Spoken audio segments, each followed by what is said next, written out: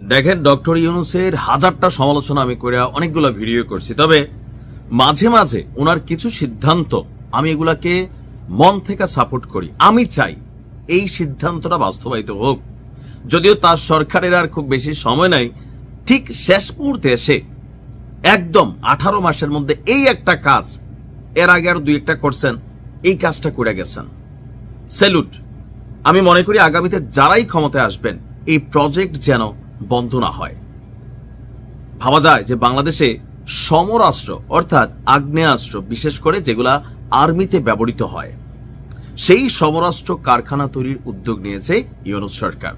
শুধুমাত্র আমাদের জন্য নয়, এটার জন্য বিদেশেও রপ্তানি করা যায় সেই ধরনের একটা বিশাল প্রকল্প হাতে নিয়েছে এবং এটা সাধুবাদ পাওয়ার যোগ্য। সশস্ত্র বাহিনীর চাহিদা পূরণ এবং সক্ষমতা বাড়াতে এই সমরাস্ত্র তৈরির কারখানার স্থাপনের সিদ্ধান্ত নিয়েছে অন্তর্বর্তী সরকার। গতকালকে বিকেলে ঢাকার ফরেন সার্ভিস একাডেমিতে সংবাদ সম্মেলনে এই সুখবরের কথা তুলে ধরেছেন বাংলাদেশ বিনিয়োগ উন্নয়ন কর্তৃপক্ষের নির্বাহী চেয়ারম্যান চৌধুরী আশিক মাহমুদ বিন হারুন।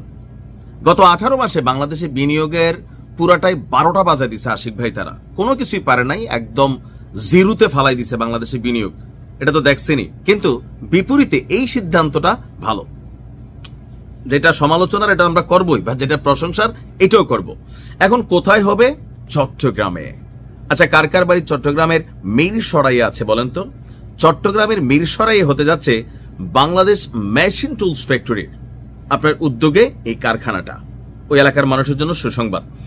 ডিফেন্স ইন্ডাস্ট্রিয়াল জোন তৈরির বিষয়টি বিডার মাস্টার প্ল্যানে অন্তর্ভুক্ত করা হবে জানিয়ে আশিক চৌধুরী বলছেন, সামরিক এবং প্রতিরক্ষা শিল্পে বাংলাদেশকে অংশগ্রহণকারী দেশ হিসাবে গড়ে তুলতে ডিফেন্স ইন্ডাস্ট্রিয়াল জোন স্থাপন করা হবে। আপনারা অনেকে জানেন যে পৃথিবীর অনেক দেশ সমরাস্ত্র প্রদর্শনী শো করে। সারা পৃথিবী থেকে বিভিন্ন রাষ্ট্র সামরিক ডিপার্টমেন্টের লোকেরা যায়, তারপর সেখান থেকে যে মেশিনারিজটার দামে কম মানে ভালো এরকম টাইপের যা আছে এগুলা কিন্তু কিনে, কারণ আমরা তো বাহির থেকে আপনার আমদানি করতেছি কন্টিনিউ। সো যদি আমাদের দেশের চাহিদা, বুলেট, 12 ছোটখাটো অনেক জিনিস, গাড়ির বিভিন্ন অ্যাক্টিভিটিস, আমি জানি না মানে কি কি লাগে, একটা পিস্তল বা সামরিক যে ইকুইপমেন্ট গুলো আছে এগুলো যদি আমরা তৈরি করতে পারি তাহলে আমাদের খরচটাও কমবে, আর নিজেদের টাকা নিজেদের কাছেই রইলো। এমনকি 2-4টা কিছু বিক্রি করে যদি 2টা পয়সা আসে তাহলে রইলো। এটা হচ্ছে প্রযুক্তির জন্য খুবই জরুরি। আস্তে আস্তে হয়তো আমরা কোনো একদিন যুদ্ধ বিমান তৈরি করবো, এখন কিনতেছি, সমস্যা নাই। বাট আমি স্বপ্নবাজ মানুষ, আমি মনে করি এগুলো বাংলাদেশে হওয়া উচিত।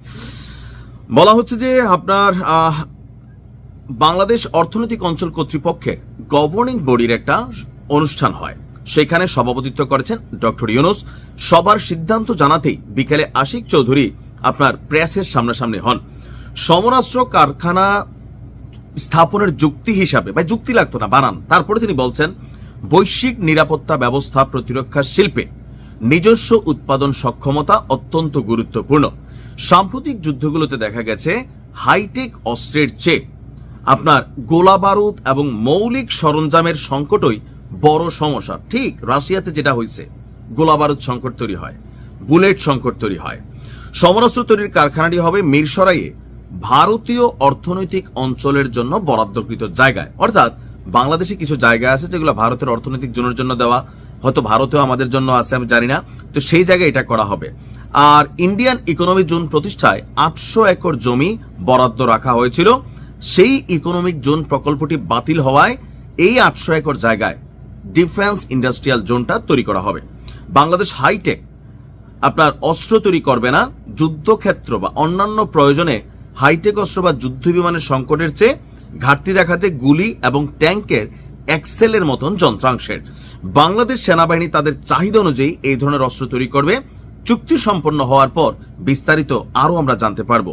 এটা শুধু রপ্তানিগত বিষয় না, তিনি অনেক কথা বলছেন, আমি এটাকে মন থেকে সাপোর্ট করলাম। আমি চাই বাংলাদেশ প্রতিরক্ষা খাতে যথেষ্ট শক্তিশালী হোক, কারণ আগামী বিশ্বে আপনাকে ঘাড় উঁচু কইরা, মাথাটা উঁচু করে দাঁড়াইতে এর কোনো বিকল্প নেই। এটা বাস্তবায়িত হোক। ভালো থাকুন। আসসালামু আলাইকুম।